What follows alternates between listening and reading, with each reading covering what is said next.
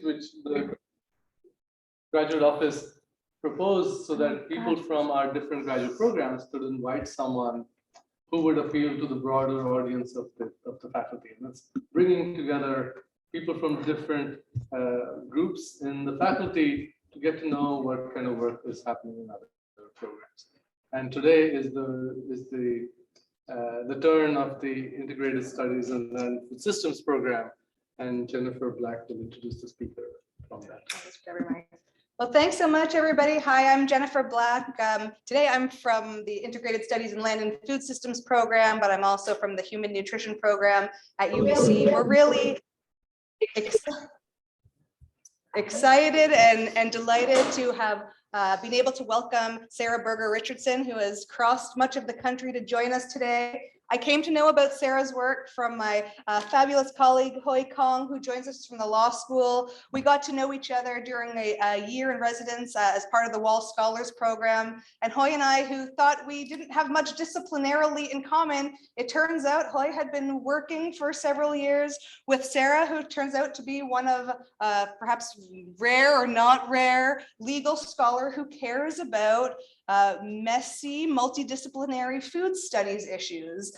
And, you know, I don't think I'd really to date met a legal scholar who was really getting deep in the business of trying to work on these important land and food systems issues with a legal perspective, but how much sense that makes for what many of us in the room work on. So I'm so glad to see our LFS 500 students and others from across the faculty and beyond in the BC community joining us.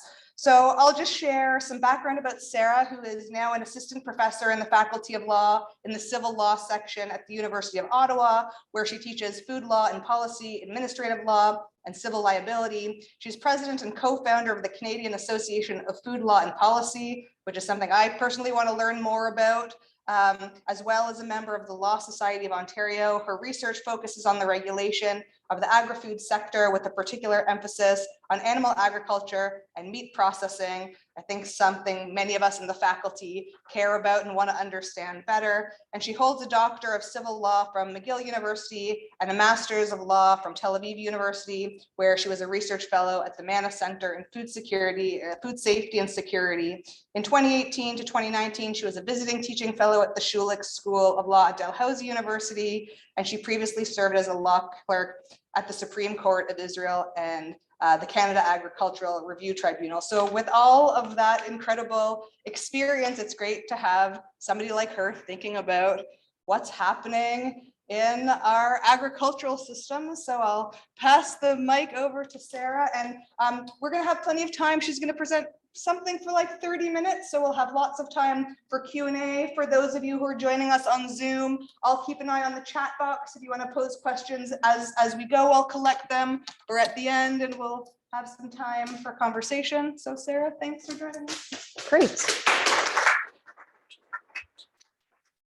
Okay, so first I'll do a little test of the microphone. If anyone doesn't hear at home the mic that I'm using, you can put it in the chat. And then we'll see if we need to troubleshoot anything. Well, thank you very much, Professor Black, for the introduction, and thank you for the invitation.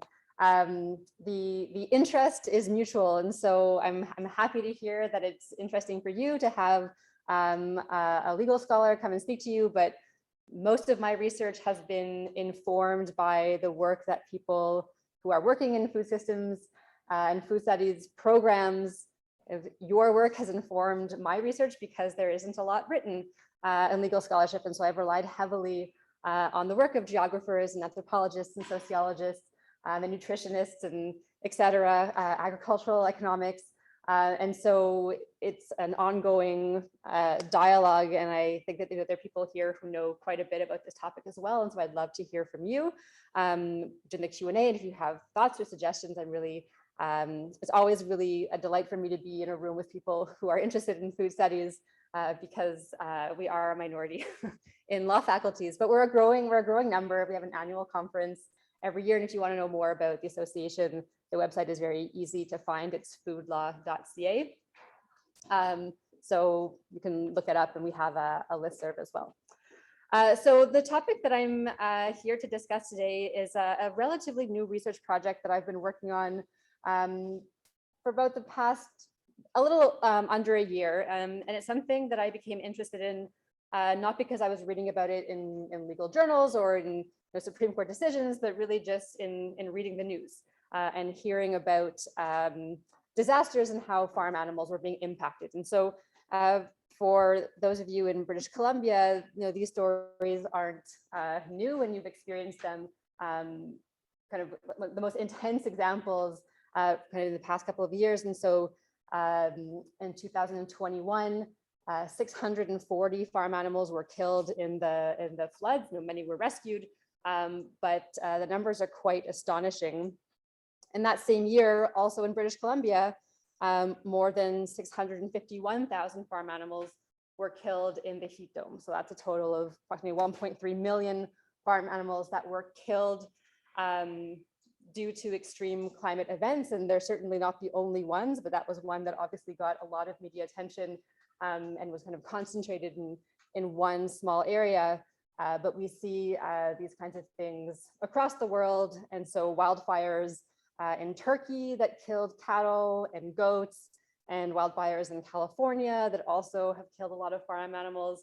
I think it's over, but just last month in Chile, there were other wildfires that it's documented had killed tens of thousands of animals, if not more. So this is kind of an ongoing problem and a worsening problem as more extreme climate events occur.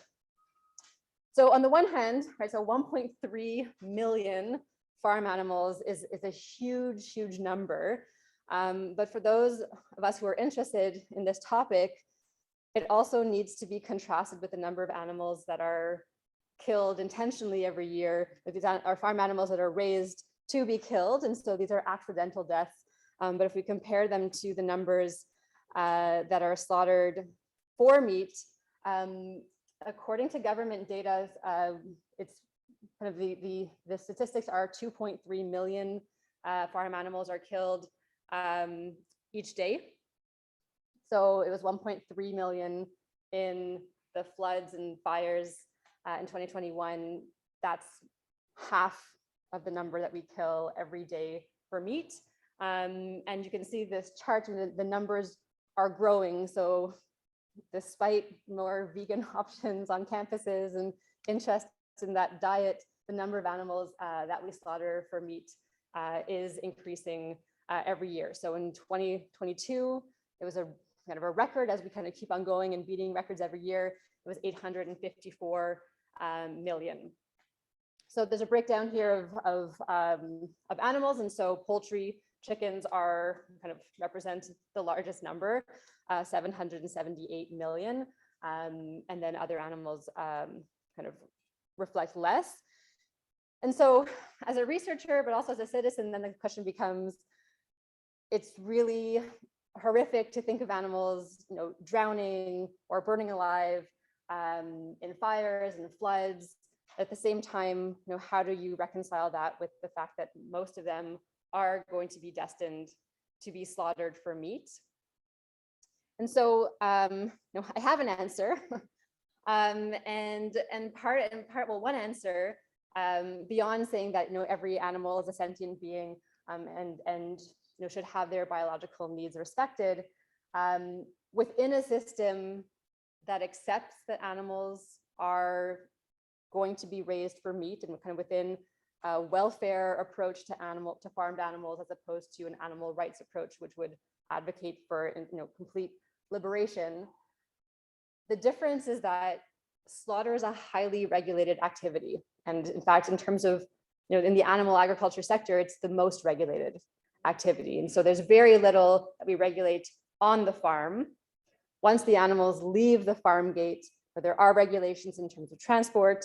And I'm not here to talk about transportation regulations today, but that's another area that is worth discussing, and whether the regulations that we have go far enough. Spoiler, they don't. But the slaughter activities themselves, the Safe Food for Canadians Act and its regulations, as well as provincial regulations that regulate what happens in provincial slaughterhouses, they're very detailed. They provide a lot of guidance about how animals are to be unloaded, how they're to be handled before they're slaughtered, requirements of stunning before they're bled. Again, whether they're enforced is another question, but at least on paper, there's quite a lot regulating the welfare of animals with the stated objective of minimizing as much as possible unnecessary suffering. And so those regulations exist for the vast majority of animals that are raised and killed for meat. But when it comes to emergencies and prevention of disasters, and then also emergency evacuation procedures or anything to do with taking care of animals before they leave the farm gate to be slaughtered, there's little to no regulation that applies. And so in that sense, I think it's worth exploring because there's this absence of regulation, and it's possible that with different practices, those lives could be saved. Acknowledging that ultimately, when they come to the end of their life, they will ultimately be transported to slaughter. So what I want to do today is, I opened with the floods and the wildfires, but I wanted to focus, take the example of barn fires. I'll say also fires in barns, because whenever I say barn fires, people think I'm talking about bonfires. So fires in the farm building structures. As an example, because I think this is also a very good example.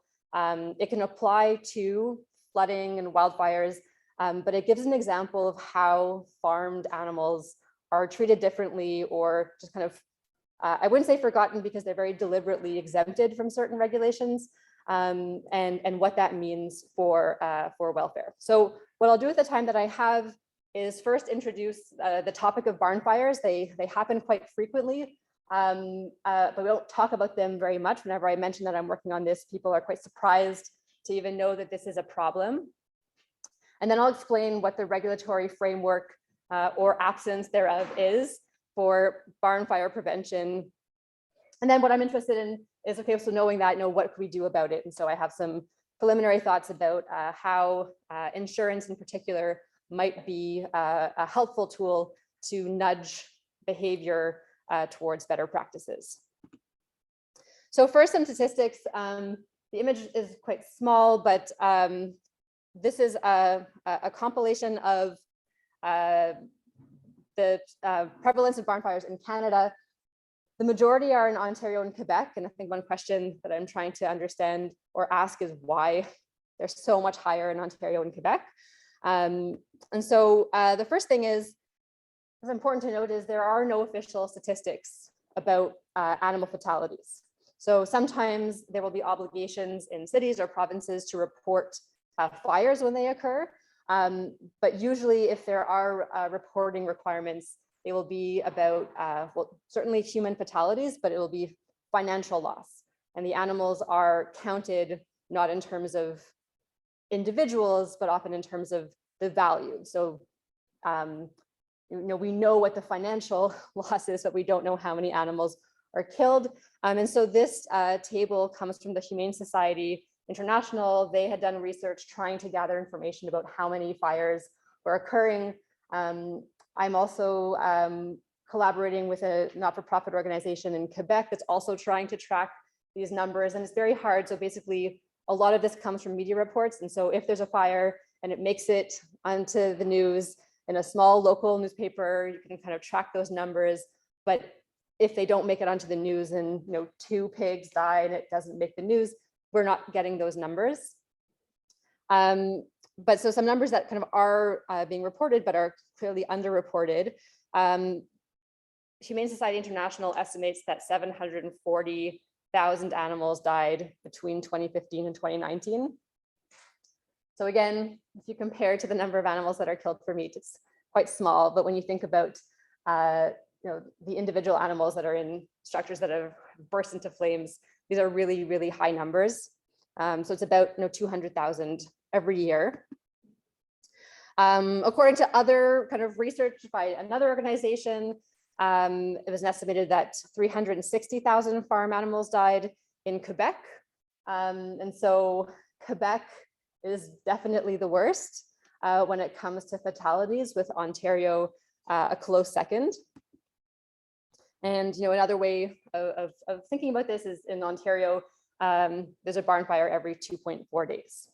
That doesn't mean that in each of those fires there are fatalities, but to give you a sense of the frequency, these are not things that happen once or twice a year. They happen regularly. So why do they happen? Why do barn fires occur? A number of reasons. One, farm buildings are often quite old. They were constructed a long time ago. And there might be additions that are more recent and they could be kind of more modern in certain places, but as a whole, the farm buildings tend to be quite old, which also, and I'll get to this a bit later, means that they're not subject to the most recent building codes. So there's a lot of kind of grandfather clauses in there. The majority are caused by electrical failures and electric heating devices or by mechanical failures. So this is things like there can be a spark in the barn, an electrical panel that is kind of left open, it's a bit rusty and there's condensation, and a spark can trigger an entire fire because they tend to be in buildings that have lots of dry material like hay, animal feed, without necessarily separating those from the animals. And so it can go up in flames quite quickly. Electrical heating devices, also faulty heating devices, are a problem as well. I'll get to it later, but so in the winter, those tend to be the most common periods when barn fires occur. But now research is also demonstrating that as more extreme weather events become more common, we're going to see more wildfires, and those are going to result in barn fires also in the summer months. Also, some research was showing that rodents are a big problem in barns, and so you have rodents that are chewing on wires, and again, the smallest spark can really set off the entire building. And so kind of these are the causes, and then why do they become so devastating is that there also are very few systems in place to alert owners when the fire starts. And so in the absence of smoke detectors, fire alarm systems, it's often when a neighbor is driving home and sees the barn in flames and calls the owner to say your barn is on fire, that's when people find out. And so there aren't those early detection mechanisms when the fires take place. And then the other thing that makes it very difficult is a lack of firefighter resources in rural communities. And so there aren't going to be as many fire trucks set up close by. You don't have a fire hydrant nearby. So if you don't have a water source that's already been prepared for these kinds of emergencies, when a volunteer team of firefighters show up on the scene, there might not even be water to put out the flames. So there are kind of causes of why what triggers the fire, but also a lot of reasons why when the fire occurs, it's very difficult to control. And so in terms of impact, just to give you a sense, it's not only the animal lives, but the financial cost. So some studies were showing that barn fires resulted in $180 million in cumulative losses in Ontario over a 4-year period, $255 million in Quebec over a 6-year period. And so these are significant financial losses as well, which would kind of invite us to think about, people would probably want to avoid these kinds of losses. And that's where a question about insurance comes in. And so I will come back to that in a few minutes. There's also an impact on human health. And so this is also something not to neglect. So the farmers who are there and witness their own animals in distress have reported depression, PTSD following this. And so it's quite traumatic to see their animals in the barn, especially if they can't evacuate them, and hearing the screams can be very difficult. In addition to exposure to chemicals and to gases and different things like that, that also first responders will be exposed to if they're on the scene. And so there are physical and emotional impacts of responding or of losing also an entire business. And then in terms of animal welfare, we have limited data about how many are killed, and when they're included in the financial loss. And so there's some overlap between those categories. But also, another category, another element that's not included in fatalities is, what do you do with the animals that do survive? And many will have severe burns and will need veterinary care and might also have to be euthanized. And so in terms of animal welfare, you can kind of see that everyone is really a victim when these fires occur. Okay, so now we know kind of what the problem is, and then the question is, why aren't there regulations to address this, and why is it so common? And so in Canada, we have national model codes that exist and that have been kind of created to provide guidance on building for different kinds of buildings, including specific fire codes. The codes exist for when you're building a new building, or if you're significantly renovating a building or you're changing the use of the building, then you'll have to follow those. But if you have had a farm building for 20 years or 30 years, the codes don't apply in the sense that you're only required to follow the code that is most recent at the time of building. And so what's important to note about the building codes, maybe a couple of things, and maybe I'm going to kind of jump around in the order of my slides, but the national model codes, so we'll hear about the National Building Code or the National Fire Code, or the National Farm Building Fire Code. None of those codes are binding in and of themselves. And so they exist, they're recommendations, they're guidelines, but it's up to every province to decide whether or not they will adopt them or not, or adopt a modified version. So some provinces will incorporate the codes word for word, and other provinces will choose to adopt parts of it. They might adopt all of it and then provide some additional precautions. And so it will really vary in each province. For the most part, even when provinces adopt modified versions, whatever amendments they do bring tend not to fix the problem, in my view, with the codes, which is the widespread exemptions that exist for buildings that house animals. So here, again, I wasn't sure how big it would show up on the screen. I guess it's not big enough. This is a screenshot from the National Building Code where it's specifying the classification of agricultural major occupancies. And so what this means is that schools, residential houses, malls, daycares, all of these places are places that house humans.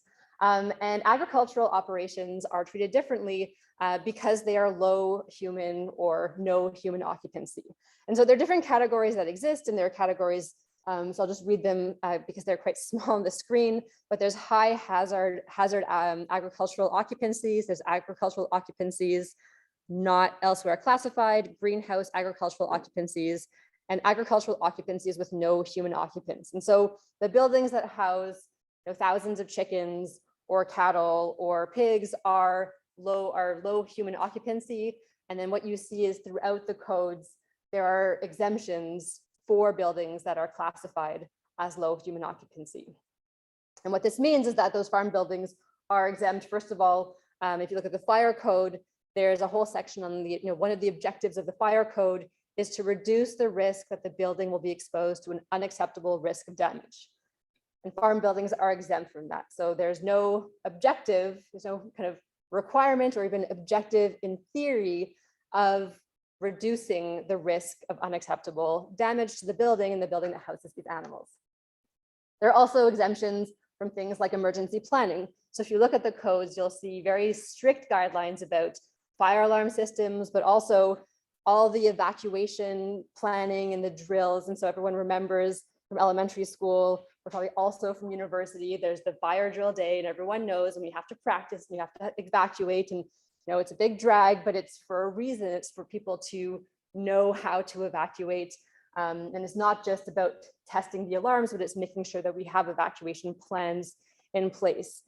And so, I mean, they're so common that we almost don't even think about them anymore. But this was just on my way. This pretty much the past 2 days, I passed this, I don't know how many times, But if you go to a hotel, you have the evacuation plan and you know where you are and you know where the exits are. Also on the plane coming here, there's evacuation plans. We're reminded constantly where the exits are.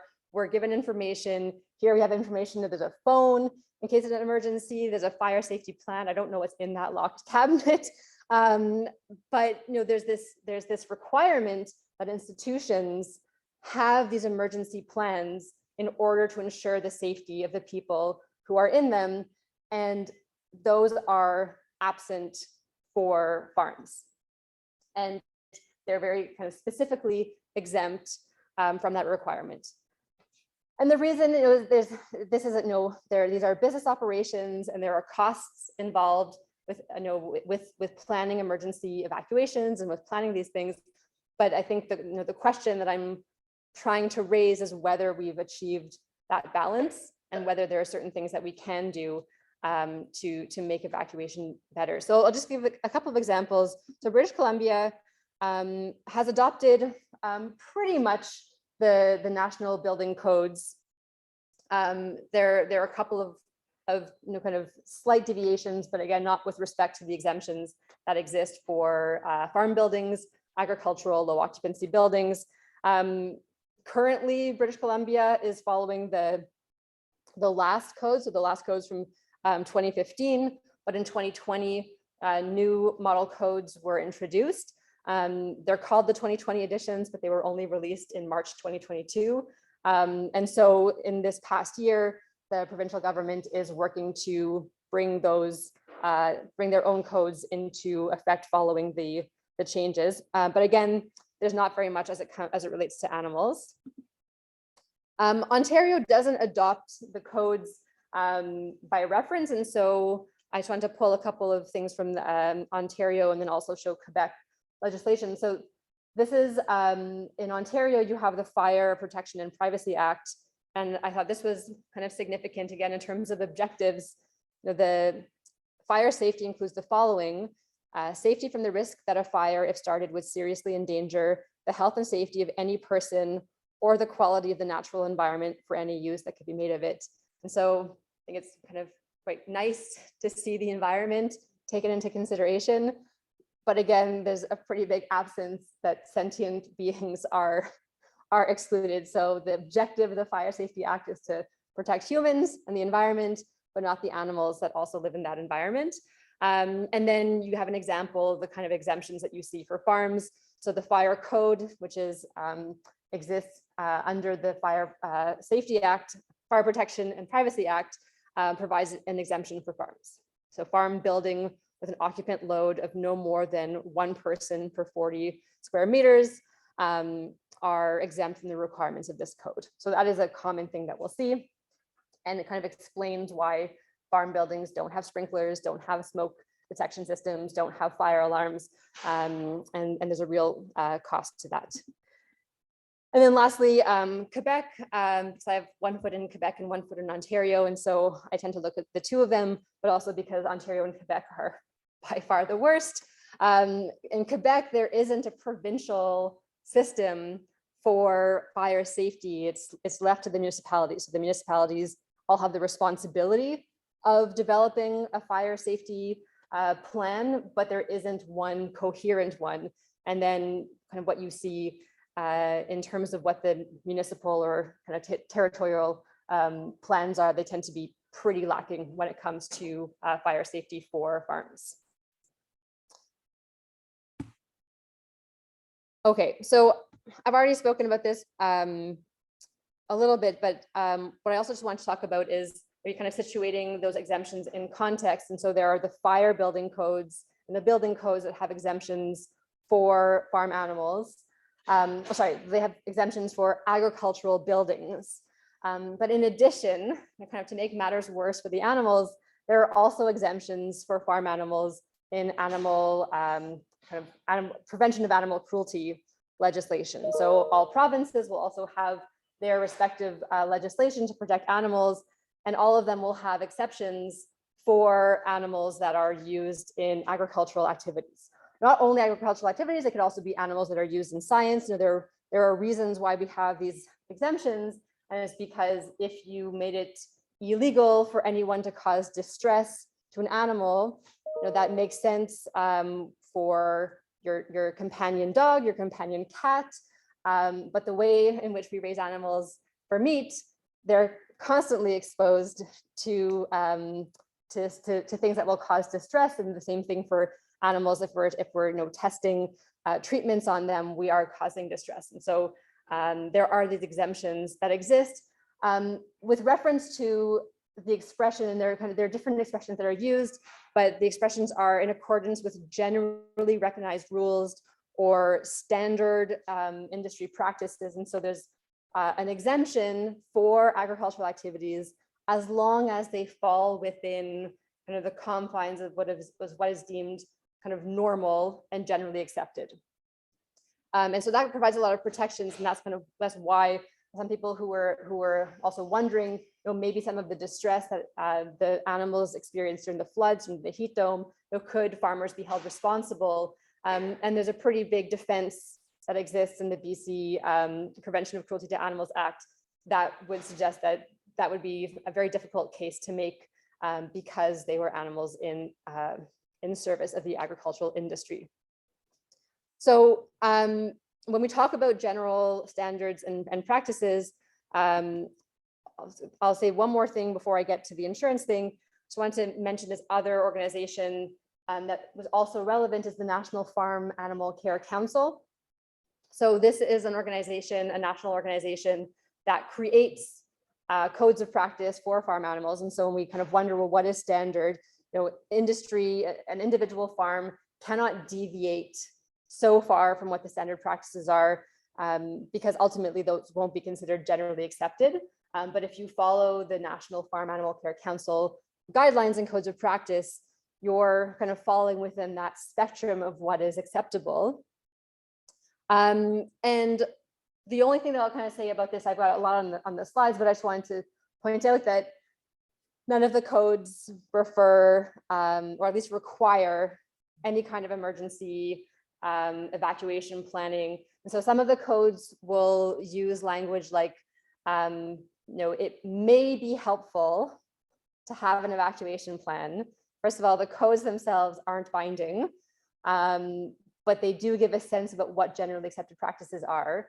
And then the codes themselves don't require anything when it comes to the barn structure. So in the absence of something in the fire code, you'd think maybe the Farm Animal Care Council might include something about what kinds of things to do, putting in a firewall to separate things or putting in smoke alarms, but they don't mention them or require them. The one exception is that the most recent code, they're revised about every 5 years. And on March 30th, the revised code for dairy cattle will be published. And that one is meant to have recommendations about emergency evacuation. So, it's possible that that other codes as they're revised will also take that into consideration. But again, they're not binding. So given the absence of anything that is kind of binding, whether it's provincial or federal regulations or even the codes of practice, the question is, how can we nudge industry towards better practices? And so that's where insurance can come in. Farms can insure their animals under farm policies or livestock policies, depending on the nature of the animals. You might actually insure individual animals if they're for breeding, and it's important kind of that particular animal is very it kind of has value, but generally you could also, if you have a flock of 30,000 chickens, you insure the flock. It's not kind of individual, but you insure by flock or by herd. And so what can insurance do? So first of all, insurers have kind of access in many ways to more information than government or media. And so when you think about what is being reported in the media about fires, that's only half the story. But certainly if someone experiences a fire, they are letting their insurers know and they're claiming that. So insurers do have information and are probably in that sense better equipped to assess risk and to reflect on kind of where the problems are and what needs to be done to address them. And so insurers have some information that it would be interesting to get our hands on. And some of the things that they currently do And this is also true for residential insurance plans and other plans. Of if you do certain things, you can have lower premiums. So some insurance companies will lower premiums if the farm does adopt a fire prevention plan and installs new technology that has a fire alarm that will go to your cell phone, so that could wake you up even if you're not on site. So those things can encourage farmers to take kind of small changes that might be able to reduce the risk of the fire getting too big. They could also, and this is something that isn't really happening right now, but it could. And so the question is, could insurers be encouraged to do this? Insurers in other sectors will just flat out refuse coverage if you don't do certain things. And so I know someone was mentioning that he's on the board of a not-for-profit organization, and the insurers asked him when it was time to renew the policy, what is your plan? What is your strategy for doing background checks on members of your organization? And they said, well, we don't have one. And the insurers just said, well, you have 30 days. And if you don't do that, you're not coverable.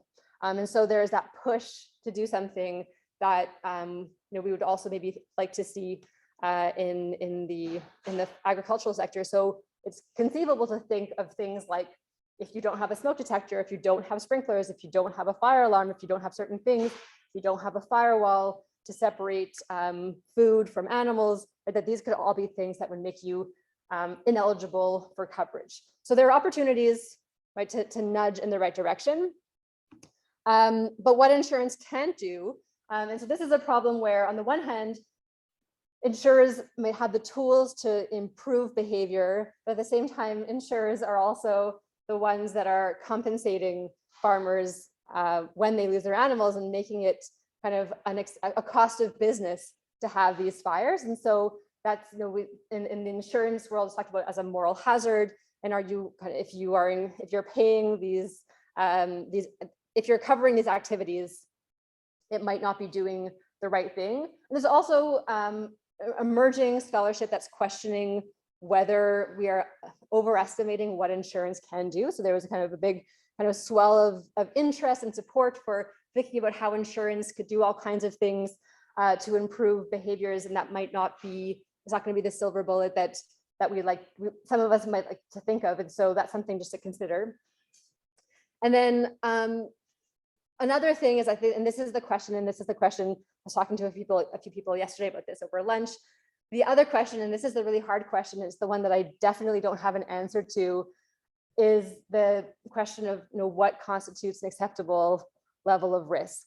And so if you think that 854 million animals are killed every year, it's possible that 740,000 dying in barn fires is actually a success story.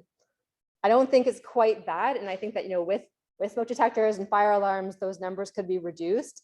But the idea of it going down to zero, of getting to a zero risk practice, is not feasible, not realistic, unless you put an end to the industry. So that's definitely an argument, right, for ending the industry. But as long as it's going to exist, zero fatalities from barn fires is not going to happen. And so then, how do you do that calculation of what constitutes an acceptable level of risk? And so is it a question of finding which kinds of things, smoke detectors and a few things that you can do that aren't too expensive, but once you get to the cost being too high, there's not going to be any buy-in from the industry. And so I think I'm pretty much at maybe a bit over 30 minutes. And so maybe I'll have a concluding slide, and then I would really be happy to hear your thoughts and impressions and questions. And so I'm using barn fires as an example. And so I think that there's a lot of regulation around fire prevention, and a very noticeable gap when it comes to farmed animals. And so it kind of gives us a sense of, even with a tremendous amount of work and effort that's been put into fire prevention over the past kind of 50 years. And if you think about fire insurance has been around for kind of thousands of years, and kind of the modern version of fire insurance dates back to the London fire of, is it 1066 or 1666? Anyways, I know there's 2 6s and a 1. But the big London fire, when all of London was destroyed, and people had to rebuild, and someone had the idea of selling insurance to protect against that risk. And ever since then, this industry has existed.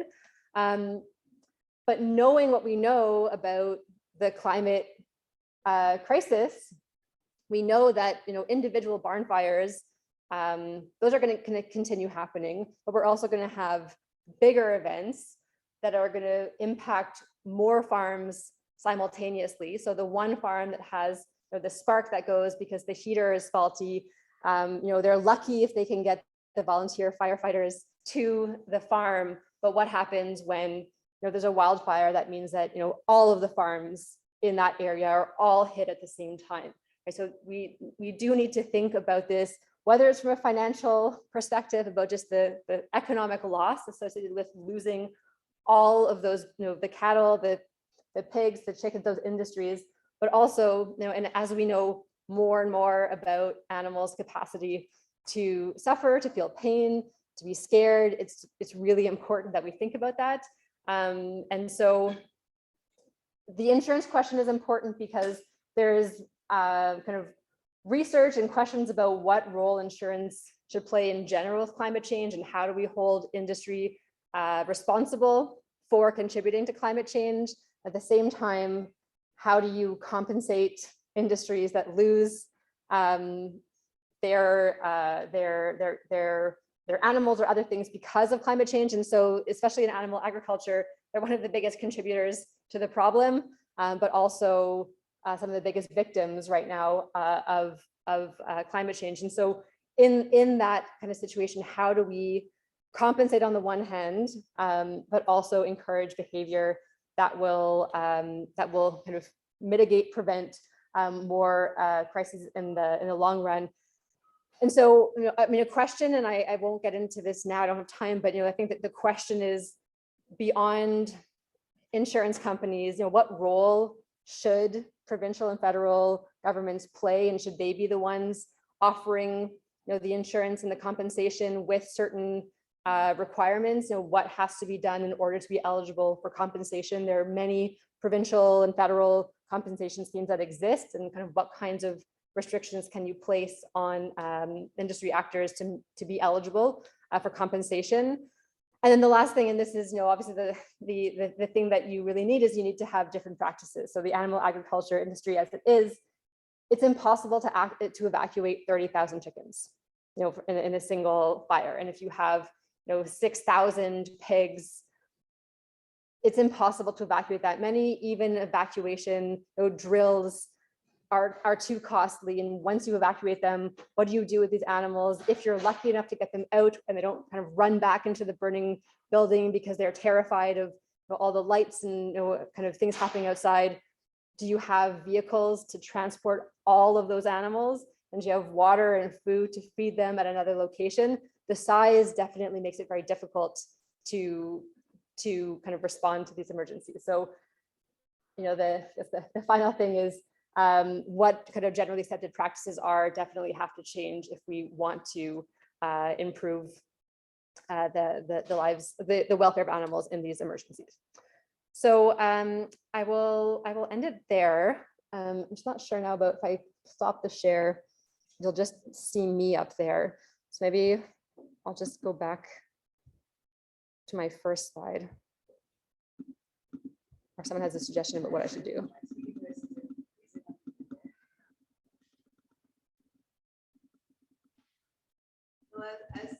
As Sarah works out the best Zoom technology, I'm already just impressed that we made it work by hybrid. I just want to say thanks so much for that talk. I mean, really got me thinking about things that I hadn't even, really put numbers to, even just thinking about the scale of daily animal consumption relative to these problems, and really getting me thinking about what other food systems issues can this kind of legal framework help think about how we might support. But with that, I want to just open the discussion up to both the room and Zoom. And if you are you happy to field your own questions? I'm happy to come up there. I think we're small enough that yeah, sure. I think for Zoom, maybe it's like the hand function, so I can see some people. If anyone on Zoom wants to ask, write it in the chat or put your hand up, and I'll keep an eye on that. If you're in the room, maybe Sarah can just repeat your question. I can run this around, but maybe it's easier just for you to repeat it so people on Zoom can hear. It's a good way of me checking that I understood the question. So it's actually really good. Okay, so I see Hannah's hand up. Thanks for your really interesting talk. I really appreciated it. Having grown up for several barns, it kind of gets close to home.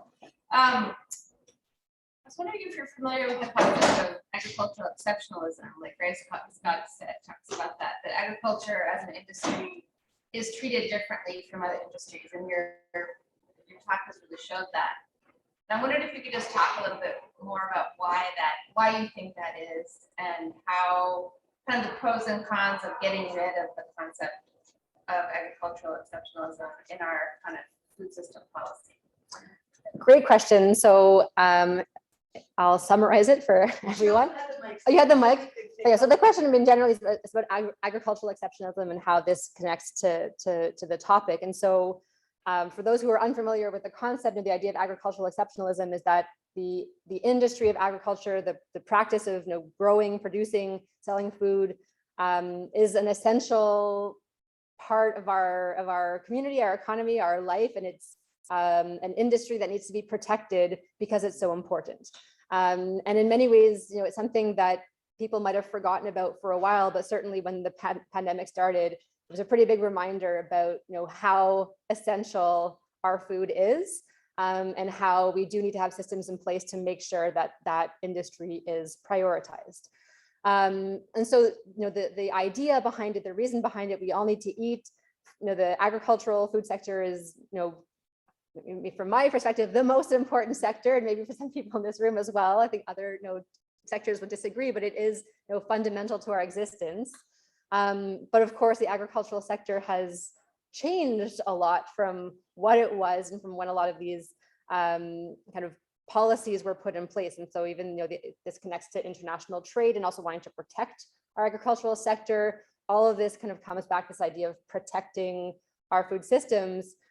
But the food systems have changed, and in many ways, the agricultural sector kind of looks and operates like any other industrial sector, except it still feeds us. But also, if you look at the numbers that I had put up for animals slaughtered, a big number of the pork, the pigs that we slaughter, that pork is exported to international markets, right? So this idea that we're kind of protecting the food and agricultural exceptionalism ties into questions of food sovereignty and the ability to feed ourselves, but the industry has really changed. And so the philosophy around exempting farm buildings in many ways makes sense and is understandable. And if you speak to a lot of farmers, the last thing that they want is more regulation.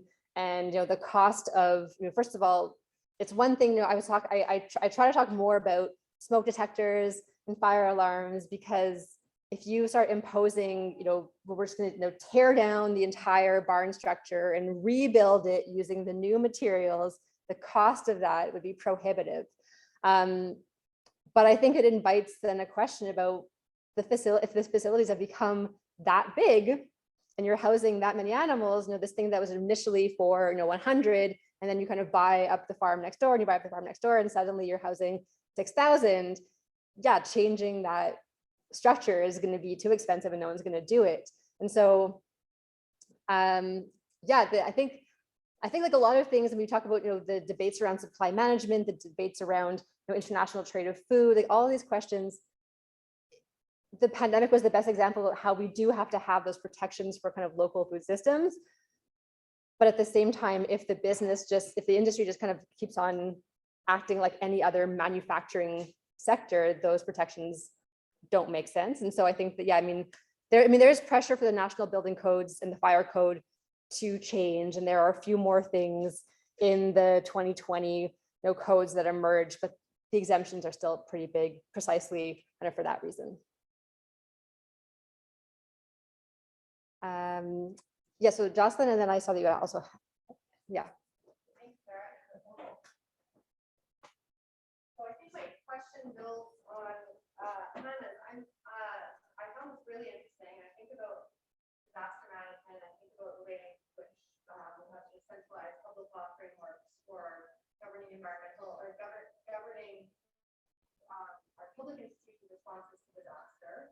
And I'm just curious if you've come across using the language of critical infrastructure in relation to that, some of the challenges that you're engaging with. Because food is listed as a critical infrastructure, one of the critical infrastructure sectors in Canada.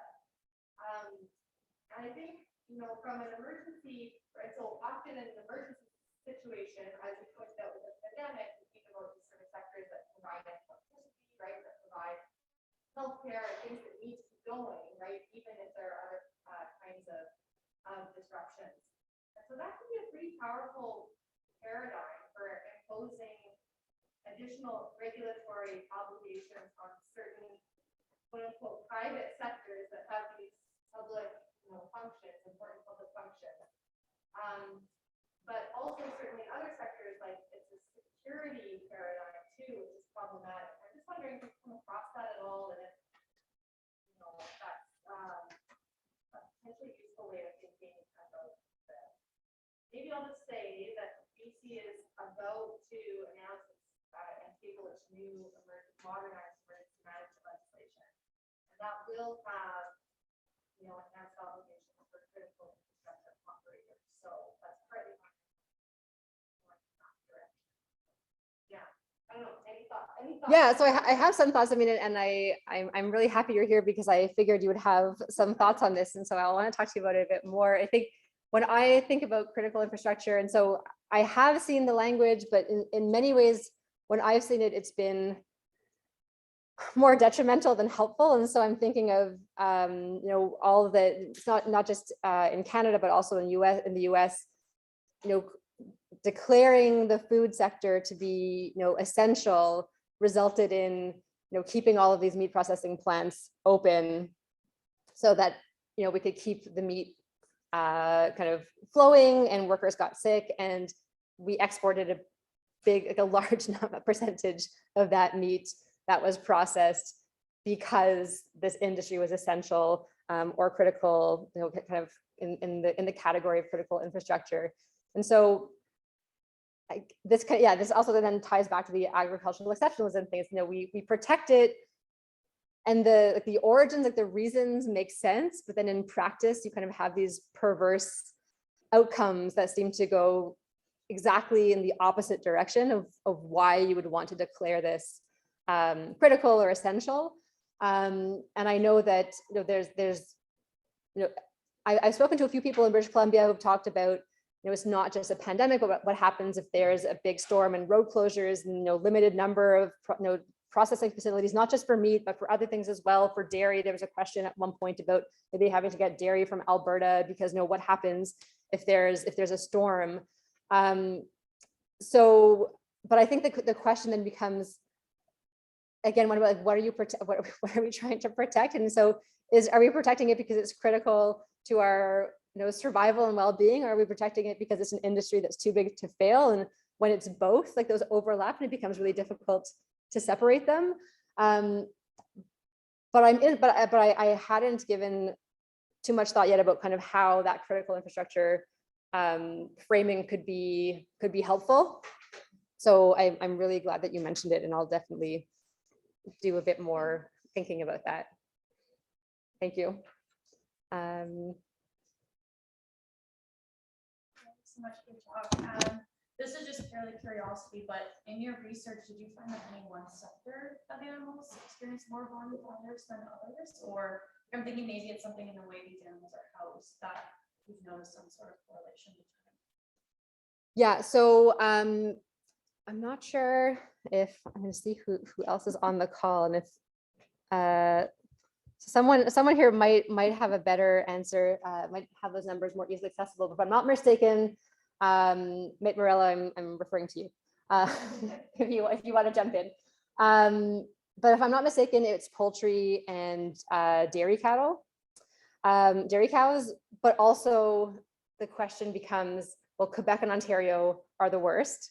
And dairy is pretty big in Quebec. So are we seeing more fires in dairy farms because the regulations in Quebec are resulting in something that means there's more fires Also the number of fatalities, if you kind of look at the numbers, poultry is by far the highest, right? So poultry is the highest in terms of animals slaughtered for meat, but also the highest in terms of the fatalities. And so there are cases, I think there was a chicken farm in the US, it was 2.5 million died in that one fire. So that kind of brings the numbers way up. So there are dairy farms in Quebec aren't that big, especially compared to the United States. And so you will have fewer fatalities.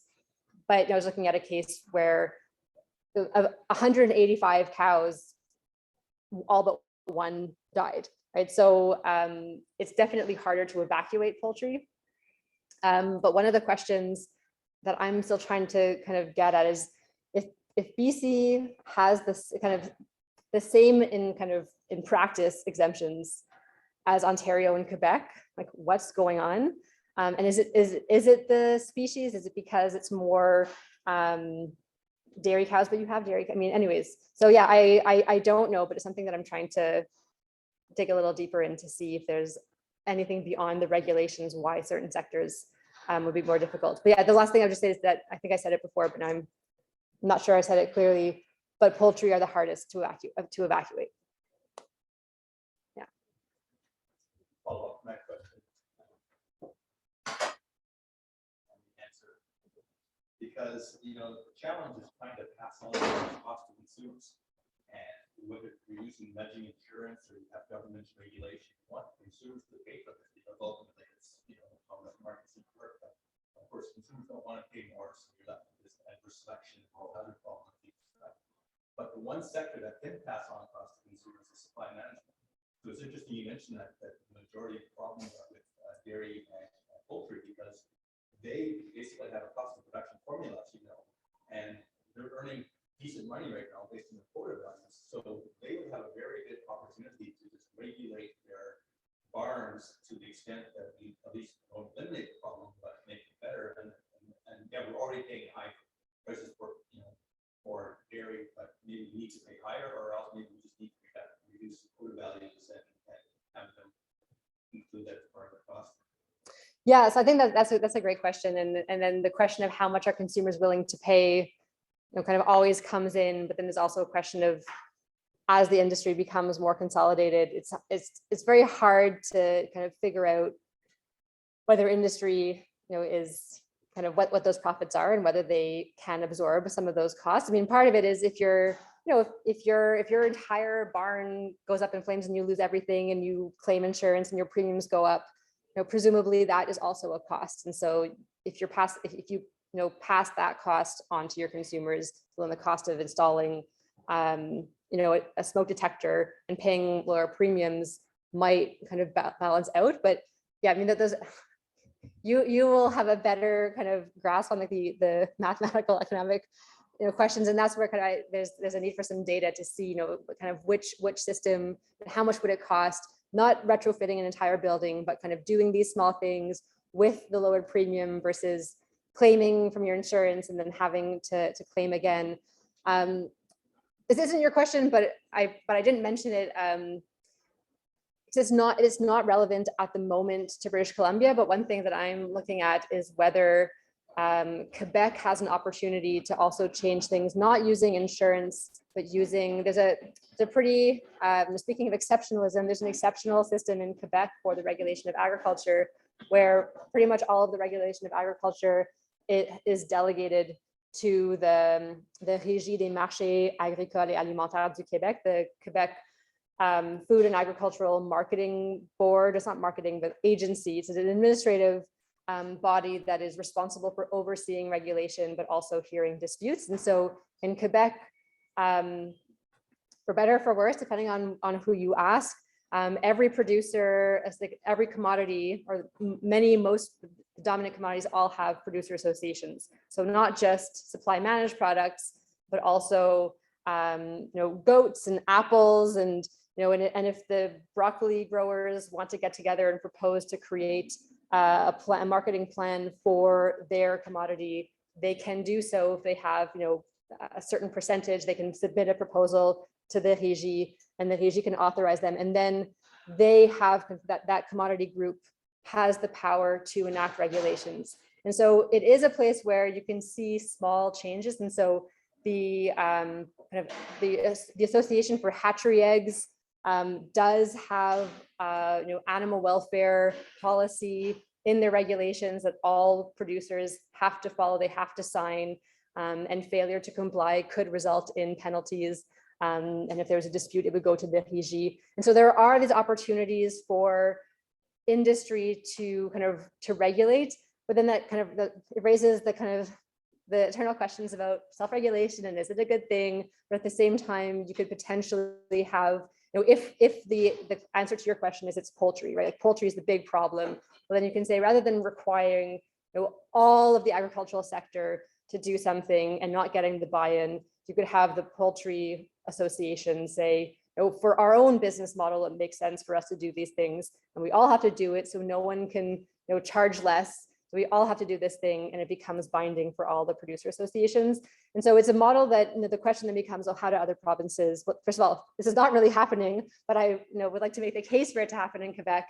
And then what would other provinces do if you don't have that very strong union control over production, which is criticized by many small scale producers who want to do things differently, that they feel that they're really constricted, but at the same time, there's maybe that opportunity for a bit more control and ensuring that everyone is doing it at the same level.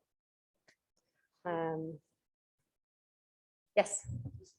I'd love to get your insight into what the legal argument is for regulations for fire. I mean, you showed us the exemptions for agriculture, or basically non-human occupied buildings.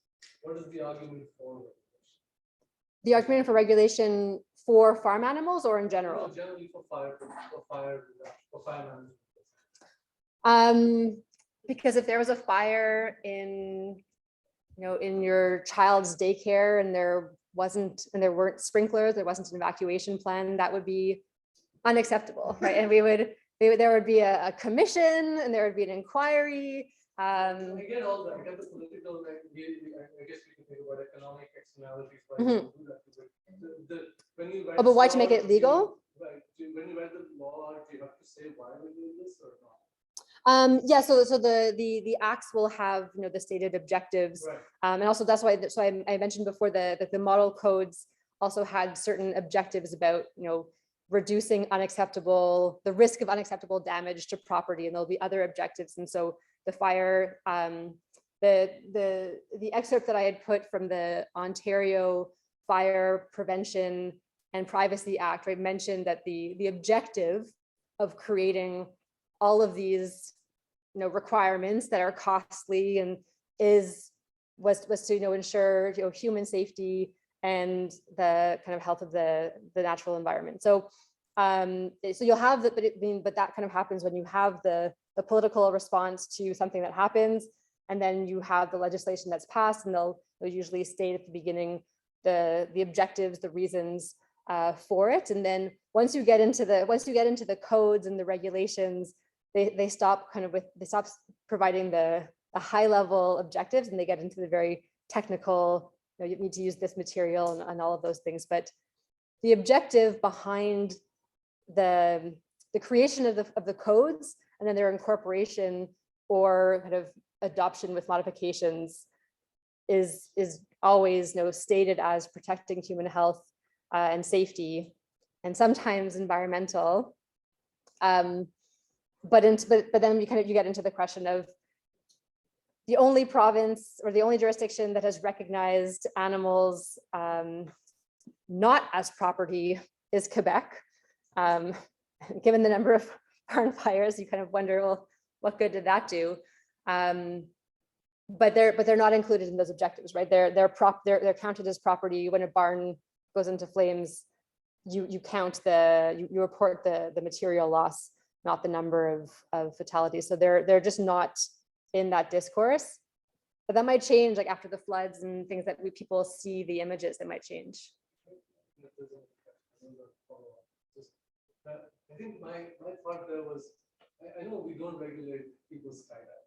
Right? Individuals go skydiving, we don't tell them you can't do it because it's safe. Mhm. But we regulate buildings because I think there's the possibility of death to not your own action is not leading to your own death, but could lead to other people's death. Mhm. Right? So I guess human safety means some sort of trying to capture this externality, your own action, and so on, may be affecting death of other people. And so going back to that, as an economist, I would say, okay, if it's about property, which I mean, animals should be a sentient being, should not be considered as property all the time. So there's some reason for that. But if there's property, and that's what these exceptions are, that if it's your own property, it's not large enough for them. It's fine, we won't regulate it. And maybe that's the reason why these exceptions occur, or is it you think something else? Is it agricultural exception?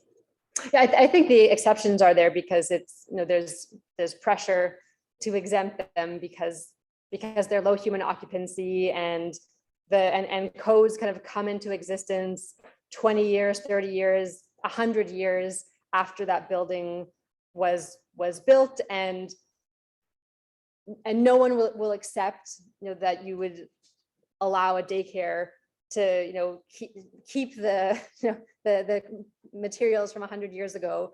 But for this, it's a cost question, right? I mean, it's a business, and for the operators, what you can say, well, like this is a cost that, someone who is growing wheat, like they don't have to do this. So why should we have to do this? That's an extra cost that we'd have to bring in. So yeah, I think, it's pure economics, but as the numbers increase, it becomes harder to justify. Whereas maybe 100 years ago, or 30 years ago, when these codes came into existence, you didn't have farms that were the size that they were, and so this idea of low occupancy made a bit more sense. But it's harder to conceive of them that way, just because there aren't workers in there. But yeah, I think I started to think about something else when you were talking, but I've lost it. So yeah, I think it comes down to economics.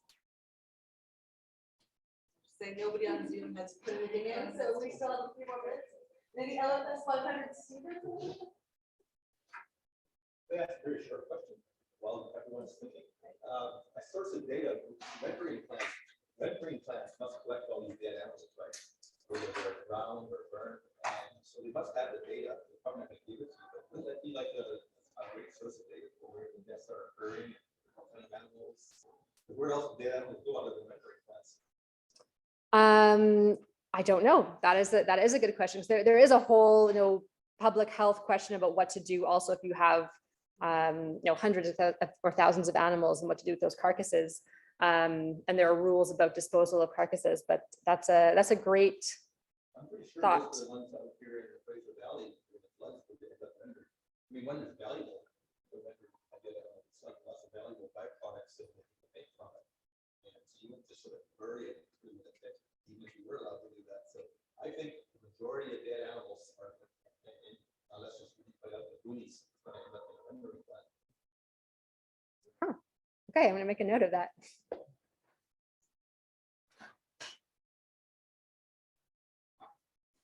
It's such a cool project. So I was wondering, as I was thinking about the animal welfare piece of this, right? That's not going to be priced into an insurance contract, right?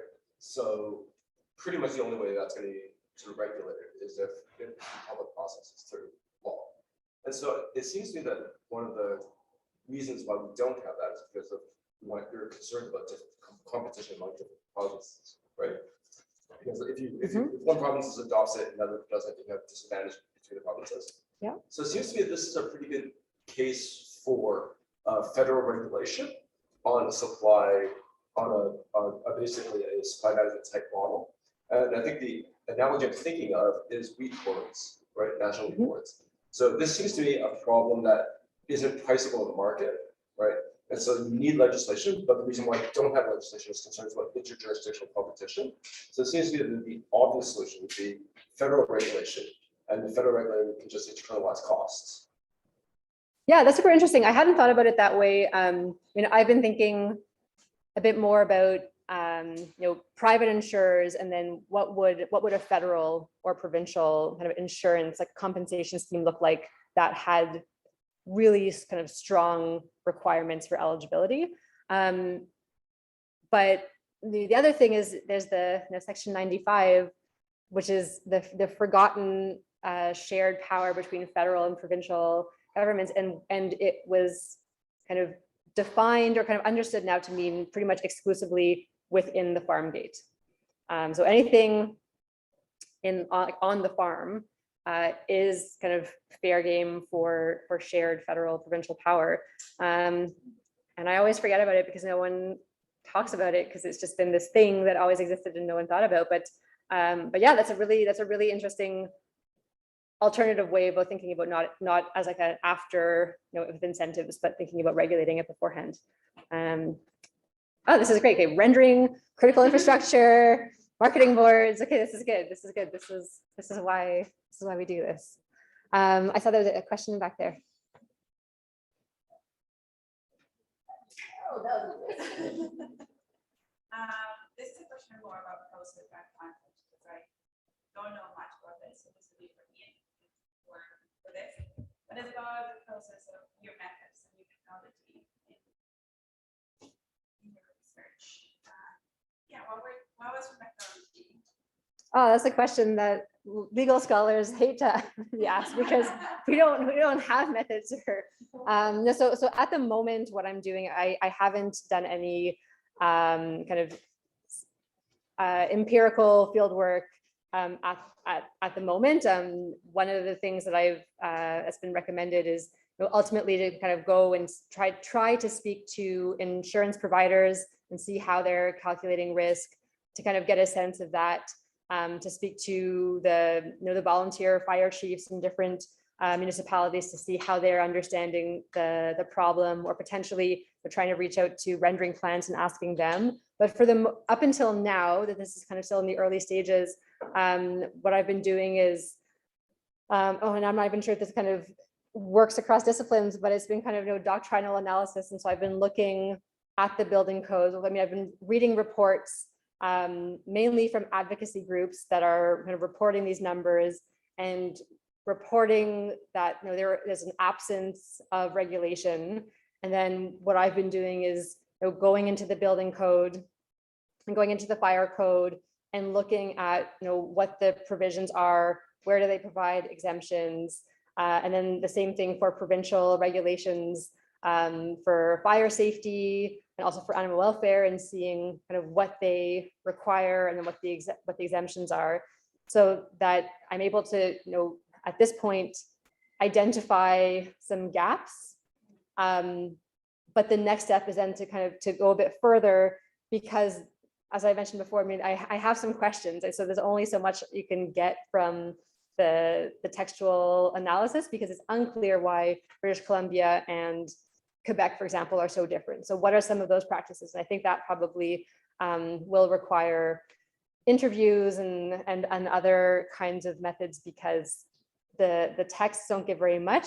And the thing that's a bit tricky, especially for animal welfare, but probably for other fields as well, is that a lot of the data comes from kind of advocacy groups who, in my view, are doing really important work. But then sometimes I have to, make it. Can I verify this?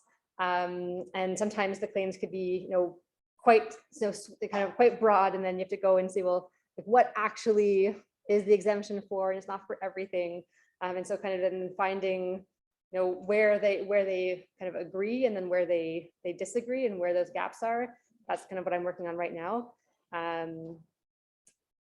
But if people have thoughts on methodology, I would welcome. This is why it's really important to have these opportunities to exchange, because in law we're still really new to talking about methods. We don't have a methods section in any of our papers. It tends to be, well, this is what I think because I read these things. Yeah, but it's changing, and so it's really helpful to be speaking to people who take methods seriously. We're catching up.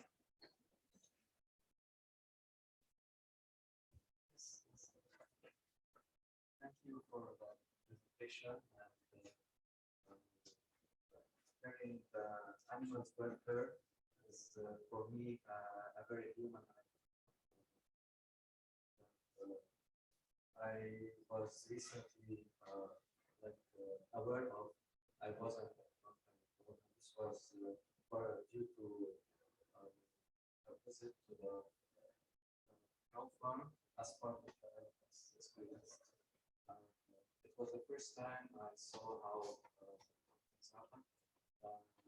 Mechanically or artificially, the cows are feed for milk and milk, then fed, then milk day after day, and then once they are not milkable anymore, they stand on another pool or being sent away for slaughter.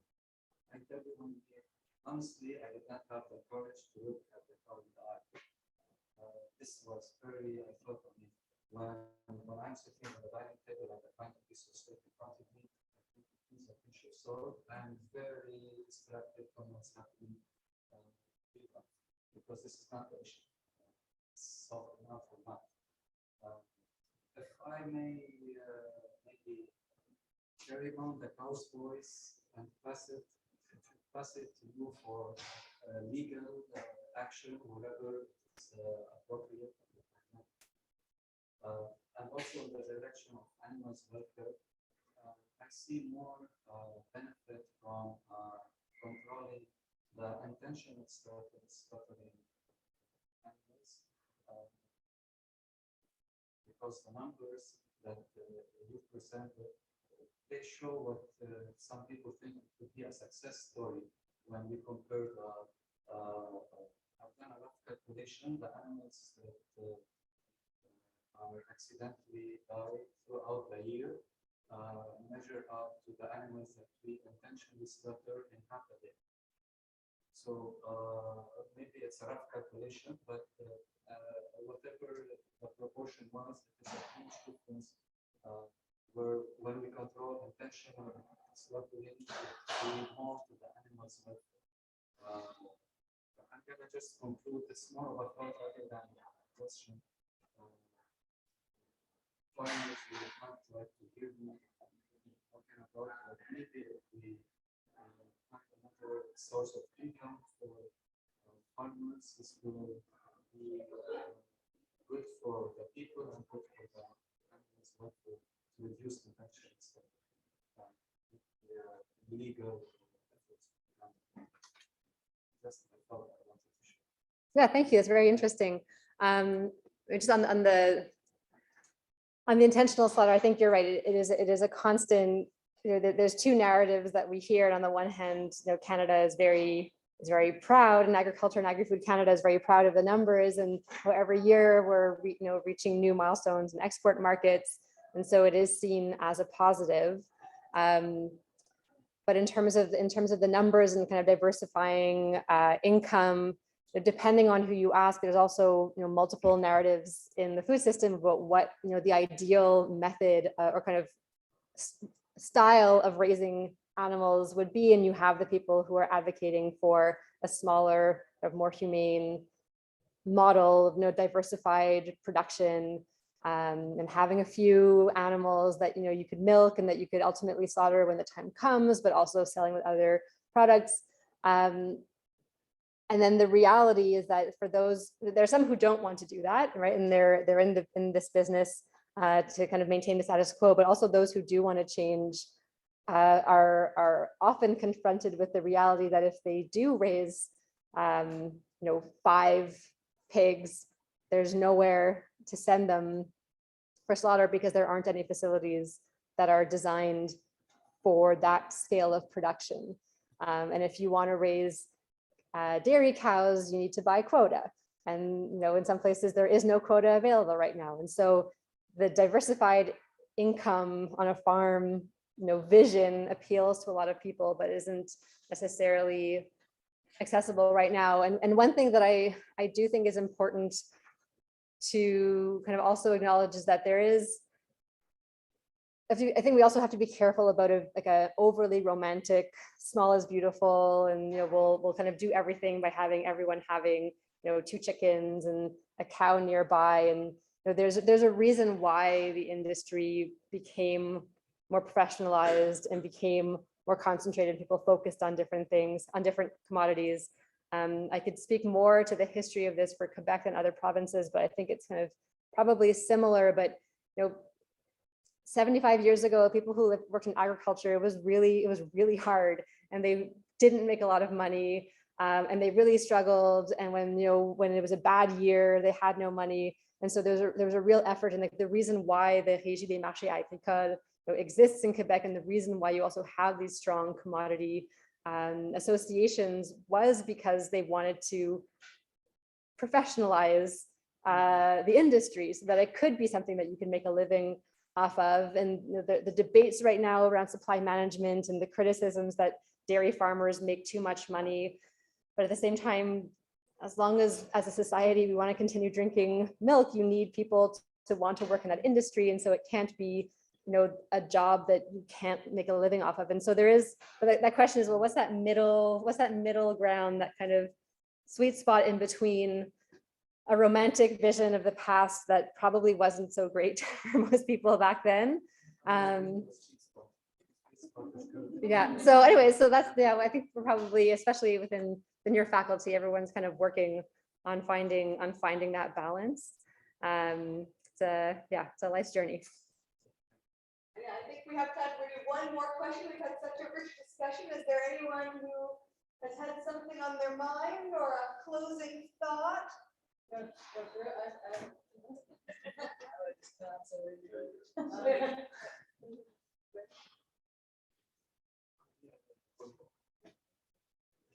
just a closing thought. So one of the problems why insurers don't have incentives and legislatures don't have incentives is because animals don't have standing in private law, right? So one of the pressures on insurance industries is private litigation, as same for fire. One of the reasons why we have fire codes is because you want to avoid private litigation and risks that come with that. So it seems to be a nice indirect way of handling the problem is to give animal welfare standing, right? In extreme cases, right? So you're not going to be able to do it across the board, but if you say, look, the amount of suffering that happens as a result of disaster is extreme, and that gives rise to possible private law litigation that pushes pressure on both the insurance industry and it provides incentives to regulate publicly. Just a lot. Yeah, that's a great thought, and said that someone who I am kind of working with on the Zoom, I think it's hopefully taking notes about that. But that's what I wanted to say before. It was the question before about the economics. And it was that a lot of the literature on climate change and insurance, like the questions are always, or the two big questions are, how do you hold industry responsible for causing the damage? But it's because someone is suing, right, in private, using private remedies, is suing the company and trying to establish that they, contribute to climate change, and therefore you can make this connection that's sufficiently close to their harm. And then the other question that's being asked with insurance and climate litigation is, when do insurers no longer have that duty to defend their the insurees? But all of those questions, but whenever I'm looking at them, I'm thinking, but there's no one who's going to litigate on behalf of the animals, right? So the producer loses his herd, her herd.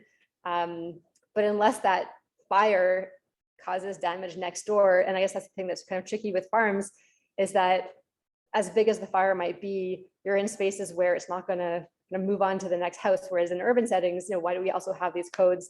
Is to make sure that a fire in your apartment building doesn't destroy an entire block. But they don't seem to be the damage doesn't seem to be going further than the owner's property. So those cases kind of don't come up. But I think, there's potentially a test case. I don't think that the courts right now are open to it, but I think, if you try a few times, maybe with time. But yeah, I think there's some people maybe listening who might be excited by that. Well, I just wanted to say a final thanks so much to everyone for your questions, and Sarah for this rich conversation. And I want an extra thanks to Iris and LFS, who both sponsored the event, but Iris did so much back of the Zoom preparing and organizing, and the students from Agora who made the snacks. So maybe we'll close the official Zoom recording and join me in a final thanks of everyone for coming, particularly Sarah.